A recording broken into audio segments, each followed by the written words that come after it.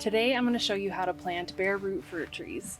I have about 8 fruit trees in my front yard, and I've learned some things along the way planting those that I think will be really helpful for you. I start trees from bare roots whenever I can for a couple of reasons. One, they are usually less expensive, like 40 to 70% less expensive than a potted tree. The variety selection is just amazing. You can get a tree for pretty much any scenario. And then finally, I think it just gives the tree a little bit better of a start in life. They do have to be planted as soon as possible though, so I'm going to unbox these and get started. So first, just make sure that you've received the correct varieties and then take a look at each tree.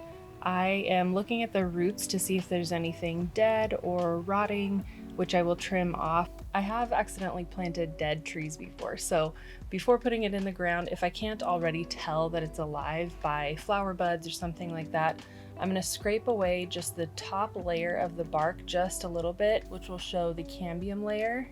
This doesn't hurt the tree, so don't worry, but if it is green, then you are good to go. Soak the roots in water for about an hour before planting so they can rehydrate. Then get your planting site ready. If you have grass, remove all the grass within a 2.5 to 3 foot circle. Dig a hole that's about twice as wide as the roots but not that deep, and I will show you why in a minute. A big tip is to put the soil into a bucket or on a tarp. That will make it so much easier when it comes time to put the soil back. My soil has a lot of clay in it, so I am making the edges of the planting hole not completely smooth just to prevent the roots from growing in a circle. You don't need to worry about adding compost or fertilizer unless you've done a soil test and know that you're deficient in something, but I am adding just a bit of mycorrhizal fungi inoculant to help give the roots a boost. One of the most important things to get right is the placement of your graft union, which connects the rootstock that determines the tree size to the scion, which determines the fruit variety. If this is planted too deeply, then the rootstock can rot or the scion can take root. Just look for the previous soil line and try to match that when you plant. It's also recommended to have the graft union either facing north or somehow protected from the afternoon sun. Use a stake to get the tree in place and then take a step back to see if the tree is exactly where you want it. And finally, it's time to backfill. Fill about halfway with soil and then add a bucket of water. Keep adding soil and wiggle the tree around to help get rid of any air pockets in the soil, since air pockets around roots can kill the tree. Pat down your soil and create a slight volcano shape so water doesn't pool around the trunk, and then mulch with compost and or wood chips. Mulch is so important for weed control and water retention, but make sure the mulch doesn't actually touch the tree trunk because that can also cause it to rot. I know this can be nerve-wracking, but it's actually a good idea to prune your fruit trees when you first get them. That root ball has been kind of cut and constricted, and it can only support so much growth on top, and it's also a good time to shape the tree how you want it. Choose 3 to 5 main branches to keep and cut the rest off.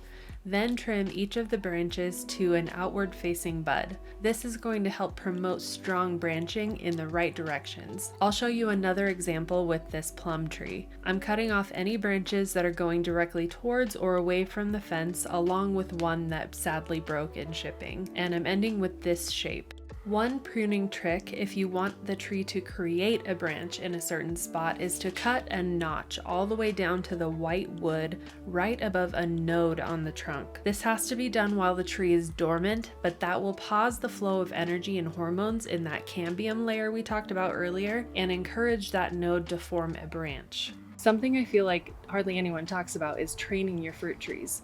For example, this acute angle makes the branch prone to breaking, especially if it gets loaded up with fruit.